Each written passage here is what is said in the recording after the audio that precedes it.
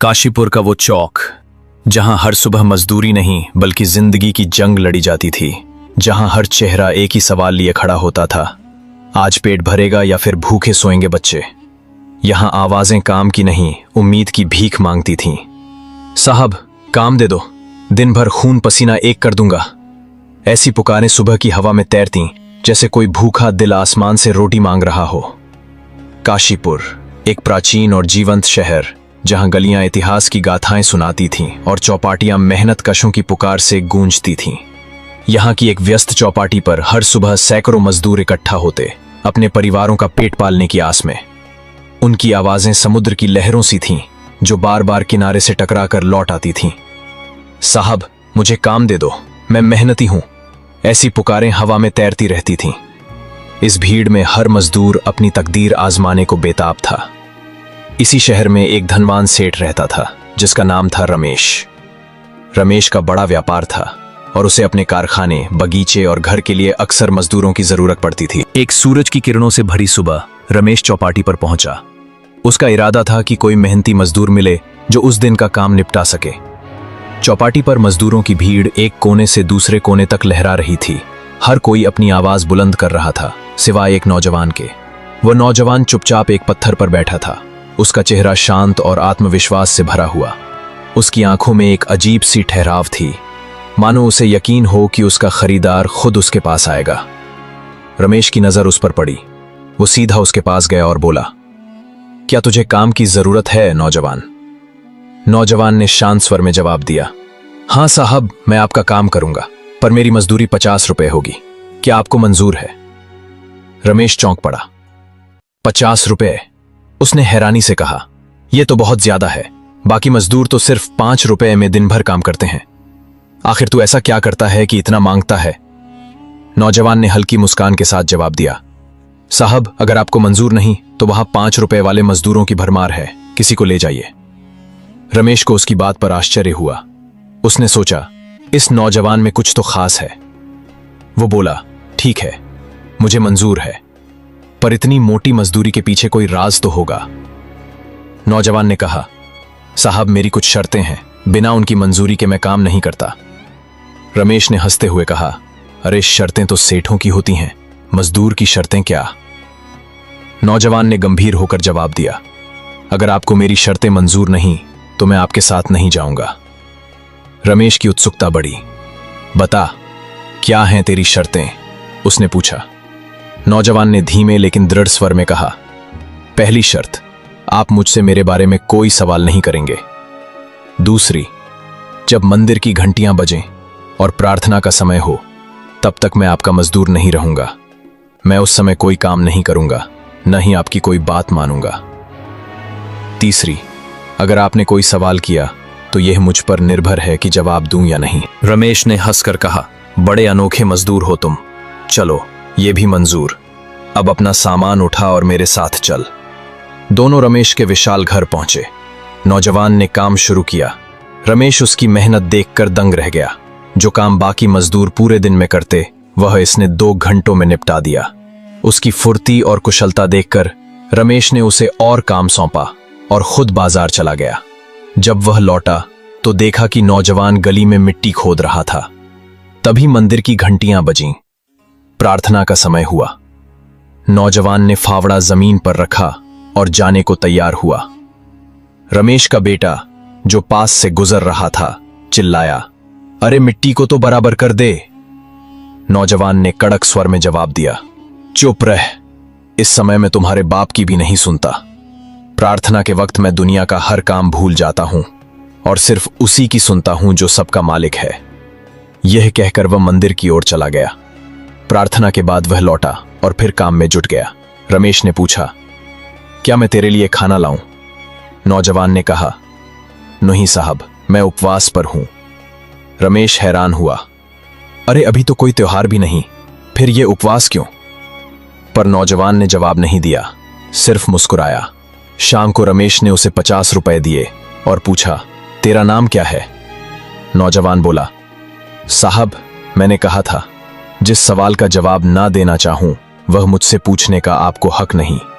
यह कहकर वह चला गया। रमेश का मन उस नौजवान के रहस्य से भर गया। अगले दिन वह फिर चौपाटी गया, पर नौजवान नहीं था। बाकी मजदूरों ने बताया वह सिर्फ सोमवार और शनिवार को आता है। रमेश घर लौट रहा था कि तभी एक बूढ़ा आदमी उसे पुकारते हुए मिला। वह बमुश्किल चल पा रहा था, उसका शरीर कमजोरी से कांप रहा था।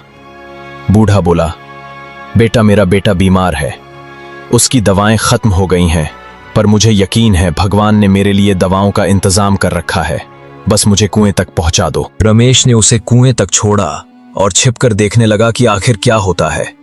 थोड़ी देर बाद एक आदमी तेज कदमों से आया। उसने नीली चादर से अपना चेहरा ढका था। उसने बूढ़े को दवाओं का थैला दिया और जाने को हुआ। बूढ़े ने उसका हाथ पकड़ा और बोला, बेटा, मुझे अपना चेहरा दिखा दो, मैं अपने मददगार को देखना चाहता हूं। वो आदमी बोला, बुजुर्ग, ये मेरा कमाल नहीं, ये उसकी कृपा है जिसने मुझे तुम्हारी मदद के लिए भेजा।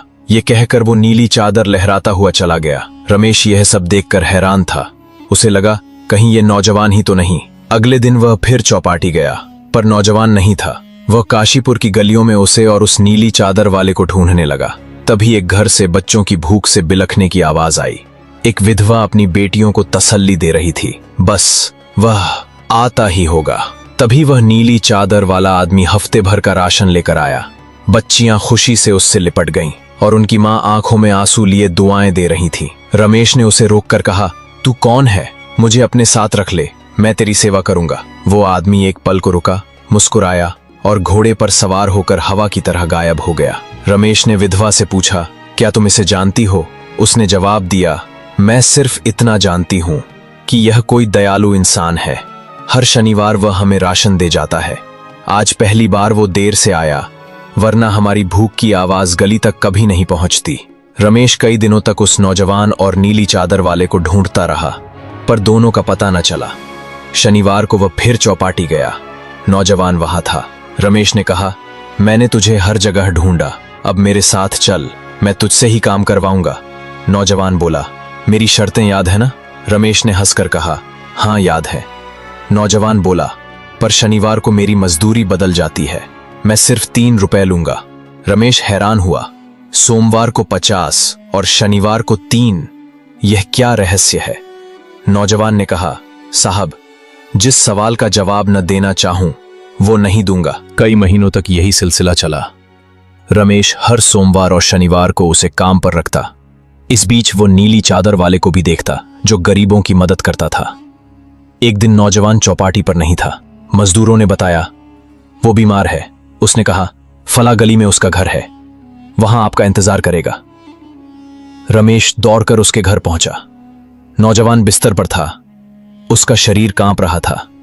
उसने कहा, साहब, मौत सच है, अगर मैं आज रात चला गया तो मेरी कुछ इच्छाएं पूरी कर दीजिए।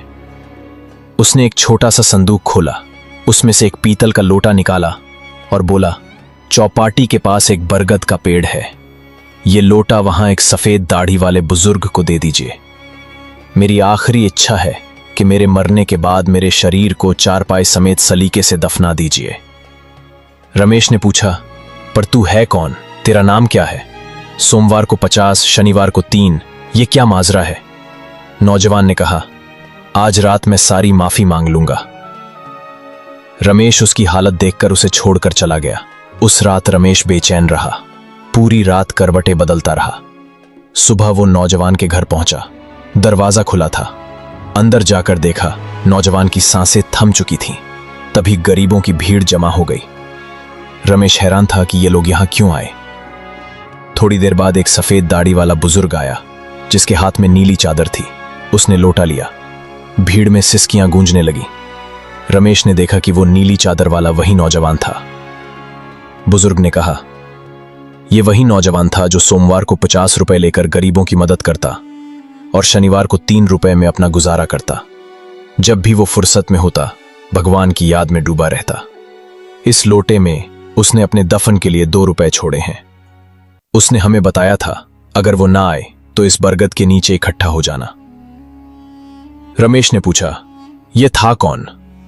बुजुर्ग बोला, मुझे नहीं मालूम, बस इतना जानता हूं कि आज काशीपुर के कई घरों के चूल्हे ठंडे रहेंगे।